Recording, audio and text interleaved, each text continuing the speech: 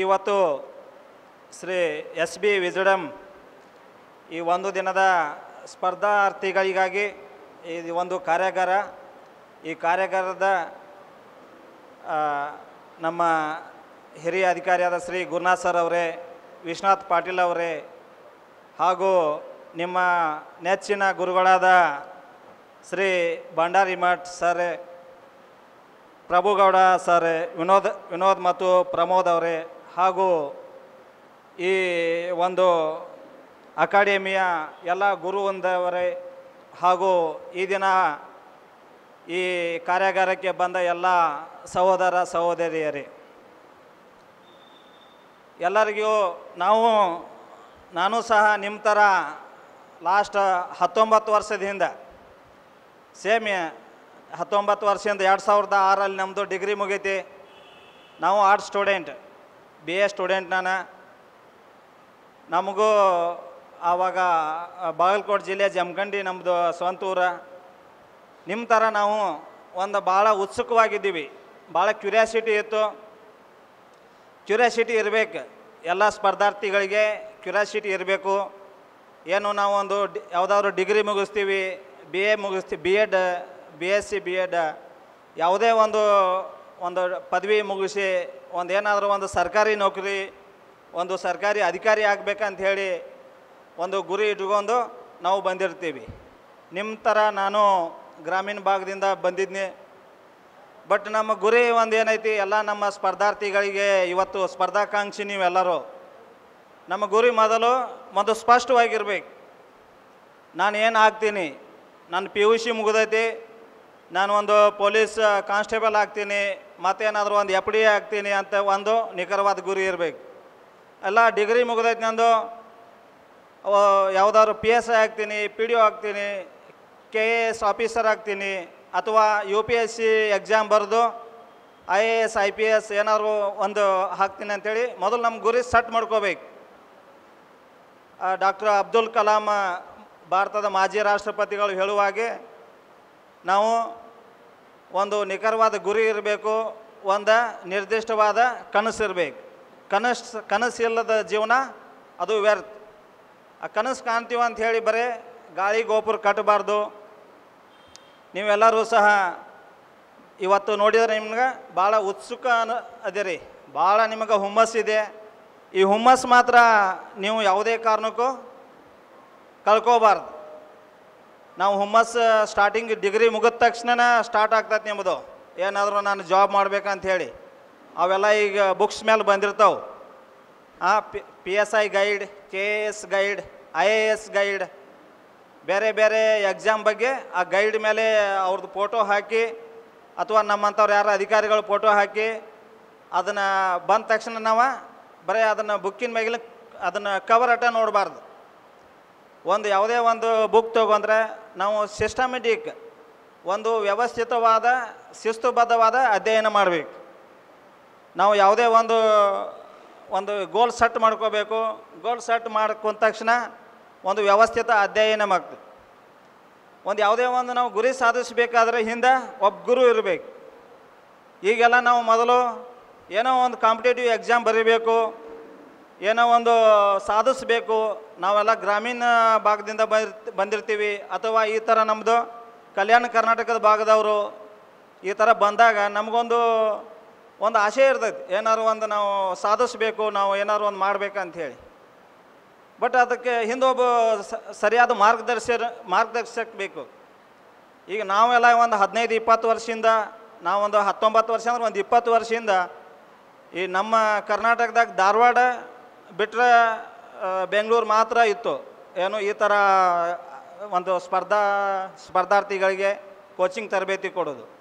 ಈಗೆಲ್ಲ ನಿಮ್ಮ ಸುದೈವ ಇಲ್ಲಿ ಎಸ್ ಬಿ ವಿಜಡಮ್ ಇದು ಕರಿಯರ್ ಅಕಾಡೆಮಿ, ಶ್ರೀ ಭಂಡಾರಿ ಮಠ ನಿಮ್ಮ ಗುರುಗಳ ಬಗ್ಗೆ ನಾವು ಕೇಳಿದ್ದೀವಿ. ಭಾಳ ಒಳ್ಳೆ ಕನಸುಗಾರ ಅವರು.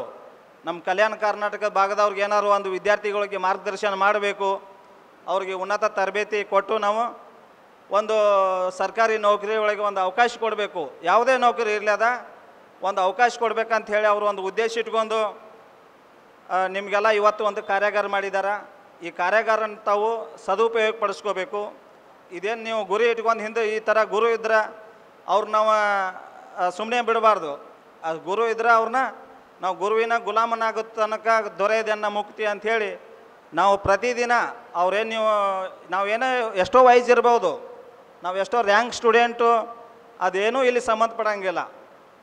ನಾವು ಕಾಲೇಜ್ ರ್ಯಾಂಕ್ ಬರ್ಬೋದು, ಯೂನಿವರ್ಸಿಟಿ ಗೋಲ್ಡ್ ಮೆಡಲಿಸ್ಟ್ ಇರ್ಬೋದು, ಅಥವಾ ನಿಮ್ಮ ಎಂಟೈರ್ ಕಾಲೇಜ್ಗೆ ಕೇವಲ 35% ತೊಗೊಂಡು ಪಾಸ್ ಆದವ್ರು ಇರ್ಬೋದು. ನಮ್ಮ ಇದೇನು ಕಾಂಪಿಟೇಟಿವ್ ಎಕ್ಸಾಮ್ಗೆ ಅದು ಯಾವುದೂ ಸಂಬಂಧಪಡೋಂಗಿಲ್ಲ. ಅದೊಂದು ಇನ್ನಿಂಗ್ಸೇ ಬೇರೆ, ಇದೊಂದು ಇನ್ನಿಂಗ್ಸೇ ಬೇರೆ. ಇಲ್ಲಿ ಮಾತ್ರ ನೀವು ಈ ಥರ ಯಾವುದಾದ್ರೂ ಕರಿಯರ್ ಅಕಾಡೆಮಿದಲ್ಲಿ ಇಲ್ಲೆಲ್ಲ ನೀವು ಹುಮ್ಮಸ್ ನೋಡಿದ ಗೊತ್ತಾಗತ್ತೈತಿ. ಹಾಗೆ ಇನ್ನೂ ಬರ್ತಾನೆ ಇದ್ದಾರೆ.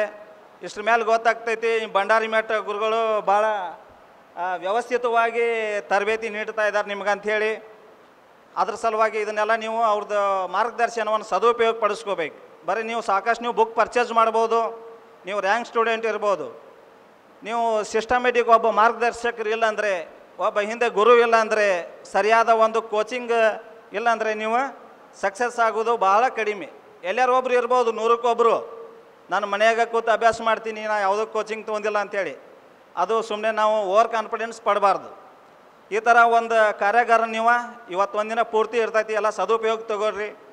ಯಾವುದೇ ಕಾರಣಕ್ಕೂ ನೀವು ಈ ಮೊಬೈಲು ಈಗಿನ ದೊಡ್ಡ ಹಾವಳಿ ಅಂದ್ರೆ ಮೊಬೈಲ್. ಎಲ್ಲ PDF ಮೇಲೆ ಅಭ್ಯಾಸ ಮಾಡೋದು, PDF ಅಲ್ಲಿ ನೀವು ನ್ಯೂಸ್ ಪೇಪರ್ ಓದೋದು, PDF ಅಲ್ಲಿ ನೀವು ನೋಟ್ಸ್ ಓದೋದು, ಇನ್ನೊಬ್ಬರ ನೋಟ್ಸ್ ಮೇಲೆ ಯಾವುದೇ ಕಾರಣಕ್ಕೂ ನಾವು ಡಿಪೆಂಡ್ ಆಗಬಾರ್ದು.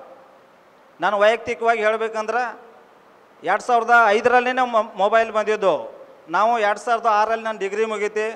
ನಾನು ಮೊಬೈಲ್ ತೊಗೊಂಡೋದು ಒಮ್ಮೆ ಡಿಸೈಡ್ ಮಾಡಿದ್ದು, ನಾನು ಮೊಬೈಲ್ ನಾನು ತೊಗೋತೀನಿ ಅಂತ, ಜಾಬ್ ಆದಮೇಲೆ ತೊಗೋತೀನಿ ಅಂಥೇಳಿ.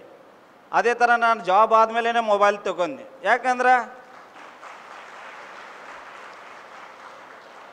ಯಾಕಂದ್ರೆ ನಮಗೆ ನಮ್ಮ ಸಾಧನೆ ಮುಖ್ಯ. ನಾವು ಏನು ನಮ್ಮ ತಂದೆ ತಾಯಿ, ನಮ್ಮ ಬಂಧು ಬಳಗ, ನಮ್ಮ ಫ್ರೆಂಡ್ಸಲ್ಲಿ, ನಮ್ಮ ರಿಲೇಷನಲ್ಲಿ ನಮ್ಮನ್ನ ನೋಡ್ತಿರ್ತಾರೆ. ನಾವು ಊರು ಬಿಟ್ಟು ಬಂದೀವಿ, ಡಿಗ್ರಿ ಮುಗಿಸೀವಿ, ಈ ಥರ ಓದಾಕತ್ತೀವಿ ಅಂತೇಳಿ ಹೈಲೈಟ್ ಆಗಿಬಿಟ್ಟಿರ್ತೈತಿ.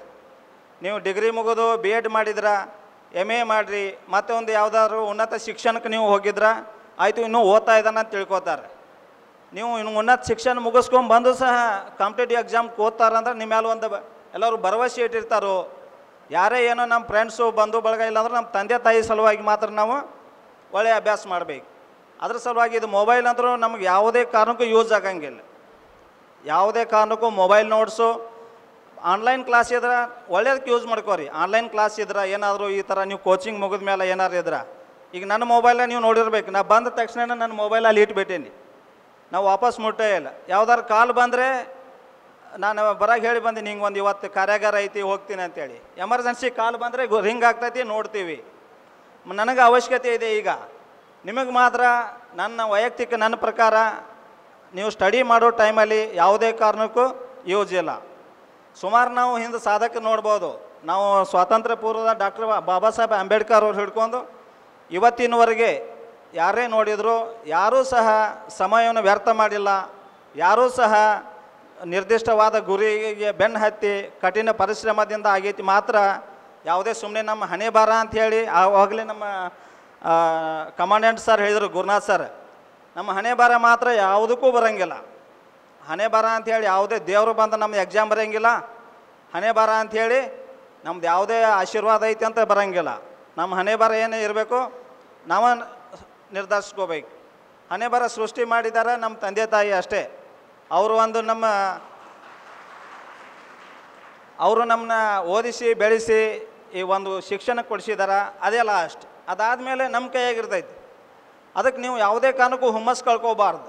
ಏನೋ ಒಂದು ನನ್ನ ಪ್ರಕಾರ ನೀವು ಕರೆಕ್ಟ್ ನೀವು ಇವತ್ತ ಶುರು ಮಾಡಿದ್ರಿ ಅಂದ್ರೆ ನಿಮ್ಮ ಗುರುಗಳ ಮಾರ್ಗದರ್ಶನ ತಗೋರಿ. ಸಬ್ಜೆಕ್ಟ್ ವೈಸ್ ಏನಾರು ಒಂದು ಬುಕ್ ಹಿಡಿದೀವಿ. ಇವತ್ತು ನಾವು ಯಾವುದಾದ್ರೂ ಇಂಡಿಯನ್ ಎಕಾನಮಿ ಬಗ್ಗೆ ಬುಕ್ ಹಿಡಿದೀವಿ ಅಂದ್ರೆ ಆ ಬುಕ್ 200 ಪೇಜಿಂದ ಇರಲಿ ಅಥವಾ 600 ಪೇಜಿಂದ ಇರಲಿ, ಅದು ಬುಕ್ ಮುಗಿದ ತನಕ ಅದನ್ನು ಕೆಳಗಿಡಬಾರ್ದು. ಅದನ್ನು ಬುಕ್ ಓದಿ ಮುಗಿಸ್ಬೇಕು. ಆ ಬುಕ್ಸ್ ಸರಿಯಾಗಿ ಅದನ್ನು ಮಾರ್ಕ್ ಮಾಡ್ಕೋಬೇಕು. ಅದನ್ನು ಅವತ್ತೇ ತೆಗಿಬೇಕು. ಕನಿಷ್ಠ ನೀವು ಒಂದು ದಿನಕ್ಕೆ ಒಂದು 12 ತಾಸು ಅಭ್ಯಾಸ ಮಾಡಬೇಕು. ನೀವು ಟೈಮ್ ಹಚ್ಚಿ ಇಡಬೇಕು. ನೀವು ಯಾವಾಗ ಅಭ್ಯಾಸ ಮಾಡೋಕ್ಕೆ ಸ್ಟಡಿ ಮಾಡೋಕ್ಕೆ ಕೂತ್ನಿ, ಆನಂತರ ನಾ ಸ್ಟಡಿ ಬಿಟ್ಟು ಯಾವಾಗ ಹೊರಗೆ ಮೊಬೈಲ್ ಹಿಡಿದ್ನಿ ರೆಸ್ಟಿಗೆ ಹೋದ್ನಿ ಅಂತೇಳಿ ಅದನ್ನ ಟೈಮಿಗೆ ಸ್ಟಾರ್ಟಿಂಗ್ ಟೈಮ ಕ್ಲೋಸ್ ಟೈಮ ಹಿಂಗೆ ದಿನಕ್ಕೆ 12 ತಾಸು ನೀವು ರೆಸ್ಟ್ ಮಾಡೋದು ನೀವು ಅದೆಲ್ಲ ಇಲ್ಲ. ನಾ ಬೆಳಿಗ್ಗೆ 6 ಗಂಟೆಗೆ ಕೂತನಪ್ಪ ರಾತ್ರಿ 8 ಗಂಟೆ ತನಕ ಹಂಗೆ ಬುಕ್ ಹಿಡ್ಕೊಂಡು ಅಲ್ಲೇ ನಾವು ಟೈಮ್ ಪಾಸ್ ಮಾಡಿದ್ರೆ ಆಗಂಗಿಲ್ಲ. ಸ್ಟಡಿ ಮಾಡೋ ಟೈಮ್ ನೀವು ಬರೆದಿಡಬೇಕು. ಅದು 12 ತಾಸು ಅದನ್ನು ಮುಗ್ದಿರ್ಬೇಕು ನಮ್ಮದು. ಬರೀ ಓದೋ ಟೈಮ ಬರೆಯೋ ಟೈಮ ಅಂದಾಗ ಮಾತ್ರ ನೀವು ನಿನಗೆ ಇವತ್ತೆಲ್ಲ ನಿಮಗೆಲ್ಲ ಗ್ಯಾರಂಟಿ ಕೊಡ್ತೀನಿ. 12 ತಾಸು ಯಾರು ಕಂಟಿನ್ಯೂ ಮಾಡ್ತಾರ 6 ತಿಂಗಳಲ್ಲಿ ನೀವು ಸಕ್ಸಸ್ ಹಾಕೀರಿ. ಈಗ ನಾನು ಸ್ಟಡಿ ಮಾಡ್ಬೇಕಂದ್ರೆ ನಮಗೂ ಹೇಳಿದರು, ನೋಡಪ್ಪ ನೀನು ಈಗ ನನಗೂ ಒಬ್ಬರು ಒಳ್ಳೆಯ ಗುರುಗಳು ಸಿಕ್ಕಿದ್ರು. ನಾನು ಧಾರವಾಡಕ್ಕೆ ಹೋಗಿದ್ನಿ, ಒಳ್ಳೆಯ ಗುರುಗಳು ಸಿಕ್ಕಿದ್ರು. ಕರೆಕ್ಟಾಗಿ ಅವರು ಸದ್ಯಕ್ಕೆ ಅವರು IAS ಆಫೀಸರ್ ಆಗಿದ್ದಾರೆ. KAS ಡೈರೆಕ್ಟ್ ಅಸಿಸ್ಟೆಂಟ್ ಕಮಿಷನರ್ ಆದರು. ಅವರು ಸದ್ಯಕ್ಕೆ IAS ಆಫೀಸರ್ ಆಗಿದ್ದಾರೆ. ನಾವು ಮೊದಲು ಪ್ರಾಮಾಣಿಕವಾಗಿ ಹೇಳಬೇಕು ನಮ್ಮ ಗುರುಗಳ ಮುಂದೆ, ಸರ್ ನನಗೆ ಇಷ್ಟ ಬರ್ತೈತಿ, ಸರ್ ನನಗೆ ಇಂಗ್ಲೀಷ್ ಮೊದಲೆಲ್ಲ ಟಫ್ ಇತ್ತು, ಈಗೆಲ್ಲ ಇಂಗ್ಲೀಷ್ ಮೀಡಿಯಮ್ ಸ್ಟೂಡೆಂಟ್ ಇದ್ದೀರಿ ನೀವು, ನನಗೆ ಇಂಗ್ಲೀಷ್ ಸರ ಓದಕ್ಕೆ ಬರೆಯಕ್ಕೆ ಬಿಟ್ಟು ಏನೂ ಬರೋಂಗಿಲ್ಲ ಅಂತ ನಾನು ಸ್ಪಷ್ಟವಾಗಿ ಹೇಳಿದ್ದೆ. ನಾನು ಮಾತ್ರ PSI ಆಗಬೇಕು ಸರ್, ನಾನು ಸ್ಟಾರ್ ಹಾಕಬೇಕು, ಎಷ್ಟು ನಮ್ಮದು ಆಸೆ ಐತಿ. ತಾವು ಇನ್ನೂ ಉನ್ನತ ಕನಸು ಇರ್ಬೋದು ತಮ್ಮದೆಲ್ಲ, ನಾ KAS ಆಫೀಸರ್ ಆಗ್ತೀನಿ, IAS ಆಫೀಸರ್ ಆಗ್ತೀನಿ ಅಂತೇಳಿ. ಯಾಕಂದ್ರೆ ನನ್ನ ಗುರಿ ಮಾತ್ರ ನಿರ್ದಿಷ್ಟವಾಗಿತ್ತು. ಅದೇ ಥರ ನಿಮ್ಮ ಗುರಿ ನೀವು ಒಂದು ನಿರ್ದಿಷ್ಟವಾಗಿ ಅದನ್ನು ಗೋಲ್ ಫಿಕ್ಸ್ ಮಾಡ್ಕೋಬೇಕು. ನಮ್ಮ ಸರ್ಗೆ ಹೇಳಿದ ತಕ್ಷಣ ಅವರು ಆಯ್ತಪ್ಪ ನೀನು ಎಷ್ಟು ಸ್ಟಡಿ ಮಾಡ್ಬೇಕು, ನೀನು ಇವತ್ತು 20 ಪೇಜ್ ಬರ್ಕೊಂಬ ಅಂತ ಹೇಳಿದರು. ಒಂದು 10 page Kannada notes, 10 page English, 20 page ನೀವು ಬರ್ಕೊಂಬರ್ರಿ ಅಂತ ಹೇಳ್ಯಾರು. 20 ಪೇಜ್ ನಾನು ಸರ್ ಹೇಳಿದಷ್ಟು ಹೇಳಿ ಬರೆದ್ನಿ. ಮತ್ತು ನನಗೆ ಅನಿಸಿದಷ್ಟು ಒಂದು 5 ಪೇಜ್ ಜಾಸ್ತಿ ಬರೆದು ಅವಾಗ ಸರ್ಗೆ ನಾನು ಮರ್ದಿನ ಹೋಗಿ ತೋರಿಸಿನಿ. ಸರ್ ನೀವು ಹೇಳಿದಷ್ಟು 20 ಪೇಜ್ ಅಂಥೇಳಿ 1 to 10 ನೋಡಿದರು. ಮತ್ತು ಇಂಗ್ಲೀಷ್ 1 to 10 ಪೇಜ್. ಮತ್ತು ಹಾಗೆ ಮುಂದೆ ನೋಡಿದರು 5 ಪೇಜ್ ಯಾಕೆ ಜಾಸ್ತಿ ಬರ್ದಿ ಅಂತಂದರು. ಇಲ್ಲ ಸರ ಟೈಮ್ ಸಿಕ್ತಿ ನಾ ಬರ್ಕೊನೆ ಅಂತೇಳಿ. ಅದಕ್ಕೆ ನಿಮ್ಮ ಸರು ಹೇಳ್ತಾರೆ ನಿಮಗೆ ಈ ಥರ ಓದಬೇಕಂತೇಳಿ. ಆ ಥರ ನೀವು ಓದಿದ್ರಿ ಅಂದ್ರೆ ಯಾವುದೇ ಒಂದು ಸುಮಾರು ನಾವು ಧೃತಿಗಿಡಂಗಿಲ್ಲ. ಎಲ್ಲ ನಮ್ಮದು ಎಕ್ಸಾಮ್ ಹಂಗಾಯ್ತು ಹಿಂಗಾಯ್ತು, ನನಗೆ ಇನ್ನೊಂದು ಮಾರ್ಕ್ಸ್ ಬರಬೇಕಿತ್ತು ಬರಲಿಲ್ಲ, ಅದ್ರ ಸಲುವಾಗಿ ನಾ ಹಿಂದೆ ಉಳಿದ್ನಿ ಅಂತೇಳಿ ನಿಮಗೆ ಅನ್ಸಂಗಿಲ್ಲ. ಯಾಕೆ ಹೇಳಿ, ನೀವು ಆಲ್ರೆಡಿ ನಮ್ಮ ಬಸವಣ್ಣ ಹೇಳಿದ್ದಾರೆ, ನೀವೆಲ್ಲ ಕಲ್ಯಾಣ ನಾಡಿನವರು. ನಮಗೂ ಒಂಥರ ಖುಷಿ ಇತ್ತು ನಿಮ್ಮ ಕಲಬುರಗಿಗೆ ಟ್ರಾನ್ಸ್ಫರ್ ಆಗಂತೆ. 2 ತಿಂಗಳಿಂದ ಇಲ್ಲಿ ಬಂದನ ಬರ್ಸರೆ ಮಾಡಾಳಪ್ಪ ಸರ್ಗೆ, ಮನೆ ACP ಸರ್ ಅವರು ತಮ್ಮೆಲ್ಲರ ವತಿಯಿಂದ ಸರ್ನ ಸ್ವಾಗತಿಸ್ತೀನಿ. ಮಾಡ್ತೀನಿ.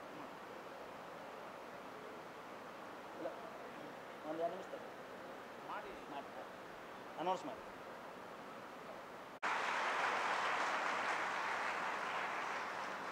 ಕೊಟ್ಟರು ನೀವು ಈ ಥರ ದಿನಕ್ಕೆ ಇಷ್ಟು ಅವರ್ ಸ್ಟಡಿ ಮಾಡಬೇಕಪ್ಪ ನೀನು ಅಂದ್ರೆ ಮಾತ್ರ ನೀವು ಸೆಲೆಕ್ಷನ್ ಆಗ್ತೀರ ಅಂಥೇಳಿ.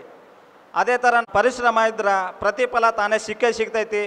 ಈ ಕಲ್ಯಾಣ ನಾಡಿನಲ್ಲಿ ಬಸವಣ್ಣ ಹೇಳಿದಾನೆ ಅನ್ವಯಿಸ್ಬೇಕು. ನಾವು ಬರೀ ಕಾಯಕ ಅಂದ್ರೆ ಏನೋ ಒಂದು ವರ್ಕ್ ಮಾಡಿದ್ರೆ ಅಷ್ಟಲ್ಲ, ಇದು ಒಂಥರ ಕಾಯಕ. ನಾವೆಲ್ಲ ಏನೋ ಈ ಸ್ಪರ್ಧಾ ಯುಗದಲ್ಲಿ ಒಂದು ಸಾಧಿಸ್ತೀವಿ, ಇದನ್ನು ಸಾಧಿಸೇ ಹುಮ್ಮಸ್ ಹೀಗೆ ಮುಂದುವರೆಸ್ರಿ. ಒಳ್ಳೆ ಮಾರ್ಗದರ್ಶನ ತಗೊಳ್ಳಿ. ಇದೊಂದು SB ವಿಸಿಟ್ ಐತಿ, ಅದ್ರ ತಕ್ಕಂಗೆ ಒಂದು ಸಾಧನೆ ಮಾಡಿರಿ ಅಂತ ಹೇಳಿ ನಿಮಗೆ ಶುಭ ಹಾರೈಸಿ ನಾನು ಮಾತು ಮುಗಿಸ್ತೀನಿ. ನಮಸ್ಕಾರ.